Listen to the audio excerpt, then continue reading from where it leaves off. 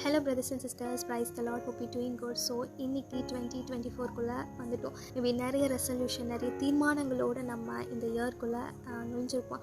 ஆனால் நம்ம ஒரு விஷயத்தை யோசித்து பார்க்க வேண்டிய தருணம். இந்த உலகத்தில் நடக்கிற நிறைய விஷயங்கள், நிறைய சிச்சுவேஷன், நிறைய இயற்கை சீரழிவுகள் இதெல்லாமே பார்க்கும்போது இயேசு கிறிஸ்துவானவர் சீக்கிரம் வர போகிறார் அப்படின்றது தெரியுது. மேபி நிறைய பேர் சொல்லுவாங்க, அவர் 2000 வருஷத்துக்கு முன்னாடியே சொல்லிட்டு போனார் இயேசு தாத்தா அப்படி இப்படின்னு சொல்லுவாங்க.